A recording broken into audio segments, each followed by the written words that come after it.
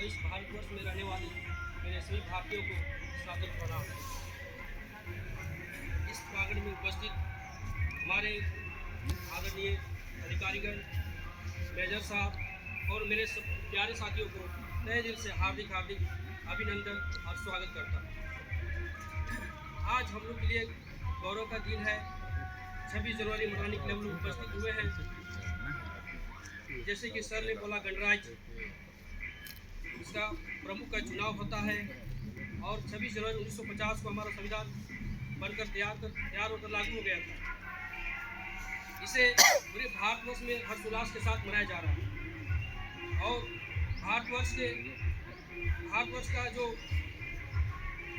व्यवस्था है, गणतंत्रात्मक व्यवस्था है, उसको लाया गया था। यह लोकतंत्र का महापर्व है। जिसे देश चलता है, शासन होता है और प्रत्यक्ष रूप से चुनाव होता है।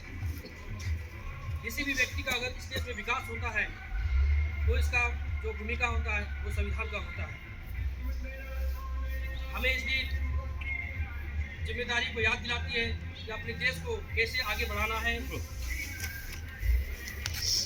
देश को समृद्ध, कुशल, प्रबल और व्यवस्था कैसे बनाना है, अपने देश की एकता, अखंडता और संप्रभुता को बनाए रखना है, सांप्रदायिकतावाद को न फैलावे और कूटनीति का सही पालन करके अपने देश को आगे बढ़ाएं। आपने जो देश की कुछ जिम्मेदारी हमारी बनती है कि देश में गरीबी, बेरोजगारी, अशिक्षा, ग्लोबल वार्मिंग और असमानता का जो मतभेद है उसे प्रेरित करना है, लोगों को जागरूक करना है।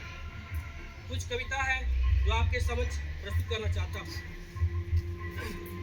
फूलों से सीखा है रंग लगाना, पेड़ों से सीखा है ऊंचाइयों को छूना, टहनी से सीखा है सहारा देना, कांटों से सीखा है कष्टों से लड़ना और इस भीड़ से सीखा है एक दूसरे का आदर और सम्मान करना।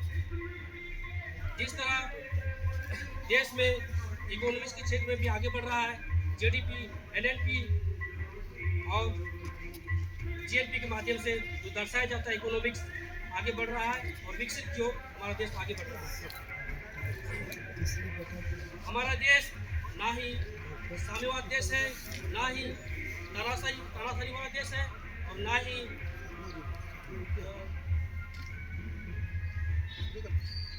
हमारा देश केवल लोकतंत्र का देश है। लोगों द्वारा प्रतिनिधित्व का चुनाव करते हैं, तो देश में बैठाते हैं, शासन चलाते हैं। अंत में एक शायर के रूप में आपके समझ रखना चाहता हूँ। आंखें खुली हो तो धरती हिंदुस्तान की हो, जब आंखें बंद हो तो धरती हिंदुस्तान की, जब मर जाओ कोई गम नहीं, बल्कि मरते वक्त धरती हिंदुस्तान की।